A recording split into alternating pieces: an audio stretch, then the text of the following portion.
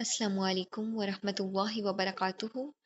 رب اشرح لی صدری ویسر لی امری واحلل عقدۃ من لسانی یفقہوا قولی۔ الحمد للہ رب العالمین، آیت نمبر 88۔ فاستجبنا له ونجيناه من الغم وَكَذَلِكَ نُنْجِي الْمُؤْمِنِينَ۔ چنانچہ ہم نے اس کی دعا قبول کی اور ہم نے اسے غم سے نجات دی، اور ہم مومنوں کو اسی طرح نجات دیتے ہیں۔ حضرت یونس علیہ السلام نے مچھلی کے پیٹ میں یہ دعا کی، لا الہ الا انت سبحانک انی کنت من الظالمین، یعنی تیری سوا کوئی معبود نہیں، تو پاک ہے، بے شک میں ہی قصورواروں میں سے ہوں۔ بعض روایات میں آتا ہے کہ آپ صلی اللہ علیہ وآلہ وسلم نے فرمایا کہ کوئی دکھی یا پریشان شخص اس دعا کے ساتھ اللہ رب العالمین کو نہیں پکارتا مگر یہ کہ اللہ تعالیٰ اس کی دعا قبول فرماتا ہے۔ اس سے یہ بھی پتہ چلتا ہے کہ دعا غم، پریشانی، تکلیف دور کرنے کا بہت بڑا ذریعہ ہے۔ حضرت یونس علیہ السلام جب مچھلی کے پیٹ میں تھے تو آپ ایک ایسی کیفیت میں تھے جیسے کوئی بندہ اندھیری جگہ میں اکیلا پھنس جائے، جہاں پر نہ کوئی روشنی ہو، نہ مدد کرنے والا ہو، نہ رابطے کا کوئی ذریعہ ہو۔ اس وقت گھبراہٹ اور پریشانی بہت شدید ہوتی ہے، اور ساتھ ہی آپ کو یہ احساس بھی ہوا کہ جو کچھ ہوا وہ میری اپنی غلطی کی وجہ سے ہوا ہے، یعنی یہ اعتراف غلطی تھا۔ جب انسان کو اپنی غلطی کا احساس ہو جاتا ہے، وہ اندر سے ٹوٹ جاتا ہے، تو یہی ٹوٹنا تو اللہ تعالیٰ کو پسند ہے، کیونکہ دیکھیں عاجزی اور سچائی اس چیز میں ہوتی ہے، وہ مخلص ہو کر اللہ تعالیٰ کے سامنے ٹوٹ کر گرتا ہے۔ عام طور پر شیطان انسان کو یہی تو اعتراف کرنے سے روکتا ہے کہ فوراً انسان کو یہ کہتا ہے کہ بہانے بناؤ، تعویلیں بناؤ، اور اس طرح اس کی دعا میں اخلاص کم ہو جاتا ہے۔ اور حضرت یونس علیہ السلام مچھلی کے پیٹ میں، بہت ساری روایت ہے، کسی میں 3 گھنٹے، 4 گھنٹے، اور بعض روایت میں 3 دن کا بھی ذکر آتا ہے۔ اسی دوران اللہ تعالیٰ کے حکم سے مچھلی نے آپ کو کوئی نقصان نہیں پہنچایا، نہ ہڈی کو، نہ جسم پر کوئی خراش آئی۔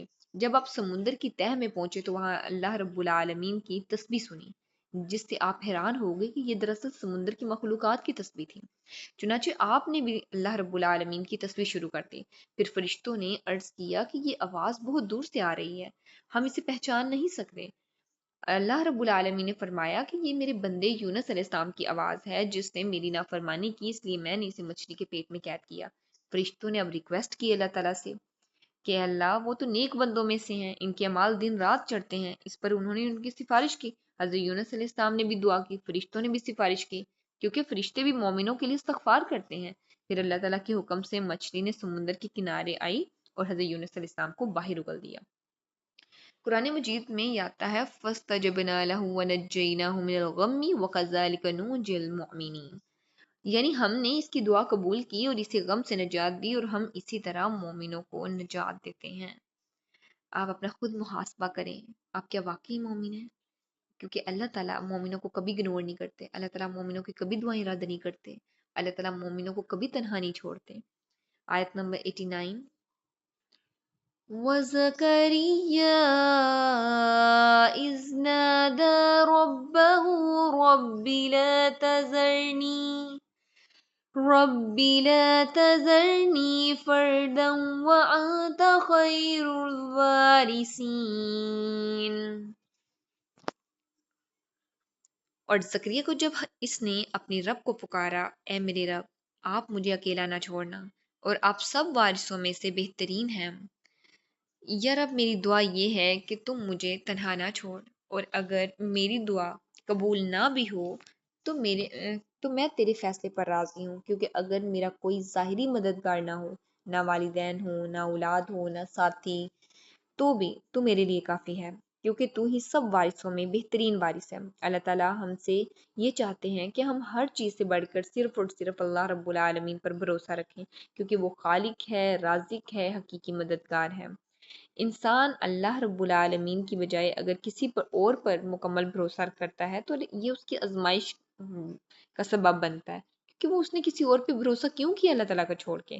حق تو اللہ تعالیٰ کا تھا نا کہ اس پہ بھروسہ کیا جائے، تاکہ انسان کو یہ سمجھ آ جائے کہ اصلی جو سہارا ہے وہ صرف اور صرف اللہ تعالیٰ کی ذات ہے۔ اب دیکھیں، والدین کی یہ رسپانسبلٹی ہے کہ وہ اپنی اولاد کو صحیح تربیت دیں، صحیح ان کی تربیت کریں، اور ان کو بچپن میں بتائیں کہ اللہ رب العالمین ہر چیز پر قادر ہے. اگر دعا مانگنی ہے تو اللہ رب العالمین سے مانگنی، کچھ مانگنا ہے تو صرف اور صرف اللہ تعالیٰ سے مانگنا ہے. اور اولاد کی یہ رسپانسبلٹی ہے کہ وہ والدین کا احترام کریں اور شکر ادا کریں. اللہ سے دعا ہے کہ وہ ہمیں توفیق عطا فرمائیں کہ ہم اپنے پیرنٹس کی اور ہمارے پیرنٹس ہماری بہترین تربیت اللہ رب العالمین کے حکم سے کریں. لیکن اگر کوئی اپنی رسپانسبلٹی پوری نہ کر سکے تو انسان کو شکوے شکایت نہیں کرنی چاہیے. اپنی شکوے شکایت میں زندگی کو ضائع نہیں کرنا چاہیے، بلکہ سب کچھ اللہ رب العالمین کے سپرد کر دینا چاہیے. آیت نمبر 90. فَاسْتَجَبْنَا لَهُ وَوَهَبْنَا لَهُ يَحْيَىٰ وَأَصْلَحْنَا لَهُ زَوْجَهُ إِنَّهُمْ كَانُوا يُسَارِعُونَ فِي الْخَيْرَاتِ وَيَدْعُونَنَا رَغَبًا وَرَهَبًا وَكَانُوا لَنَا خَاشِعِينَ. تو ہم نے اس کی دعا قبول کی اور اسے یحییٰ سے نوازا اور اس کی بیوی کو اس کے لیے درست کر دیا. یقیناً وہ نیک کاموں میں جلدی کرتے تھے اور ہمیں رغبت اور خوف سے پکارتے تھے اور ہمارے لیے عاجزی کرنے والے تھے. تو ہم نے اس کی دعا قبول کر لی، یعنی کہ حضرت زکریا علیہ السلام کی جو دعا تھی وہ قبول کر لی اور حضرت یحییٰ علیہ السلام انہیں عطا کیے گئے. اس کی بیوی کو اس لیے درست کر دیا گیا کیونکہ وہ عمر کی وجہ سے اولاد کے قابل نہ رہیں. لیکن اللہ تعالیٰ جب چاہے تو بنجر زمین کو بھی آباد کر دیتے ہیں، ناممکن کو ممکن بنا دیتے ہیں. بے شک وہ ہر چیز پر قادر ہے. یہ سب انبیاء اور نیک لوگ تھے جو نیکی کے کاموں میں جلدی کرتے تھے، اطاعت میں سستی نہیں کرتے تھے، بلکہ فوراً اللہ تعالیٰ کی طرف لپکتے تھے. اور وہ ہمیں امید اور خوف کے ساتھ پکارتے تھے، یعنی نہ صرف رحمت کی امید رکھتے تھے بلکہ اللہ تعالیٰ کے خوف کو بھی دل میں رکھتے تھے. وہ ہمارے سامنے عاجزی کرنے والے تھے. ان کی قبولیت دعا کی اصل وجہ یہ تھی کہ وہ نیکی میں سبقت کرنے والے تھے. یہ بہت بڑی چیز ہوتی ہے. ہر حال میں اللہ تعالیٰ کو یاد رکھنے والے تھے، امید اور خوف کے درمیان رہنے والے تھے، مکمل عاجزی اختیار کرنے والے تھے. ان کے دلوں میں نہ تکبر تھا نہ غرور تھا، بلکہ وہ اللہ تعالیٰ کے سامنے بھی اور بندوں کے سامنے بھی نرمی اور متواضع رکھتے تھے. یہ تمام انبیاء کے بہترین اسوہ ہے. اللہ تعالیٰ سے دعا ہے کہ وہ ہمیں بھی یہی چیزیں عطا فرمائیں، ہمیں غرور و تکبر سے محفوظ رکھیں، ہمارے دلوں کو نرم کر دیں اور ہمیں دوسروں کے معاملے میں بہترین انسان بنا دیں. آمین. آیت نمبر 91. وَالَّتِي أَحْصَنَتْ فَرْجَهَا فَنَفَخْنَا فِيهَا مِنْ رُوحِنَا وَجَعَلْنَاهَا وَابْنَهَا آيَةً لِلْعَالَمِينَ. اور وہ عورت جس نے اپنی عصمت کی حفاظت کی تھی تو ہم نے اس میں اپنی روح میں سے پھونکا اور ہم نے اسے اس کے بیٹے کو جہانوں کے لیے نشانی بنا دیا. اور وہ عورت جس نے اپنی عصمت کی حفاظت کی تھی، یعنی حضرت مریم علیہ السلام، جنہوں نے حلال و حرام سے بچ کر اپنی پاک دامنی کو محفوظ رکھا. اللہ رب العالمین نے ان کی اس پاک دامنی کے بدلے انہیں عظیم مقام عطا فرمایا.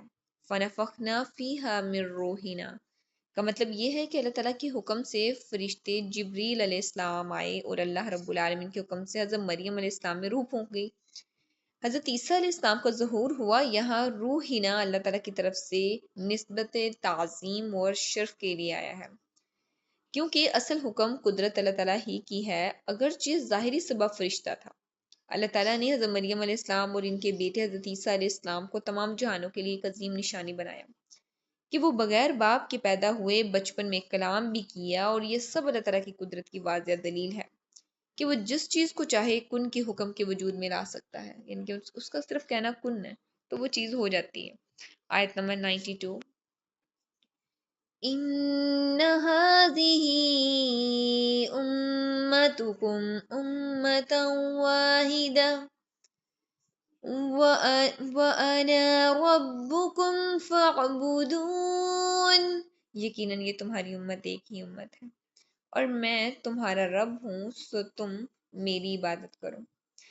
یعنی یہ تمہاری امت ایک ہی امت ہے اور میں تمہارا رب ہوں، بس تم میری ہی عبادت کرو۔ اس کا مطلب یہ ہے کہ تمام انبیاء علیہ السلام کا دین ایک ہی تھا، جس کی بنیاد صرف توحید تھی، مگر انسانوں نے اس سیدھے راستے سے ہٹ کر اختلافات پیدا کیے۔ انسانوں نے دین الہی میں اختلاف اس طرح پیدا کیا کہ انہوں نے توحید کے صاف پیغام کو چھوڑ کر مختلف عقائد اپنا لیے۔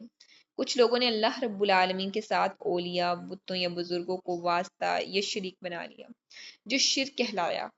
کچھ نے دین میں اپنی طرف سے نئی عبادات طریقے شامل کر لیے جو اصل تعلیمات میں نہیں تھے، یعنی بدعت، اور کچھ نے نماز، عبادات اور عقائد کو اپنی مرضی کے مطابق بدل دیا۔ اسی طرح دین سادہ رہنے کے بجائے مختلف فرقوں اور گروہوں میں تقسیم ہو گیا۔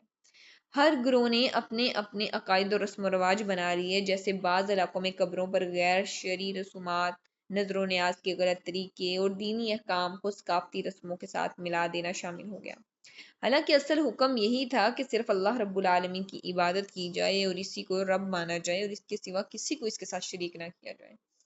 اللہ رب العالمین سے دعا ہے کہ وہ ہمیں دین کا سچا فہم نصیب فرمائیں، اس پہ خود بھی عمل کرنے، دین کا پیغام دوسروں تک پہنچانے کی توفیق عطا فرمائیں۔ آمین۔ وآخر الدعوانا عن الحمد لله رب العالمين سبحانك اللهم وبحمدك نشهد أن لا إله إلا أنت نستغفرك ونتوب إليك۔ السلام علیکم ورحمۃ اللہ وبرکاتہ۔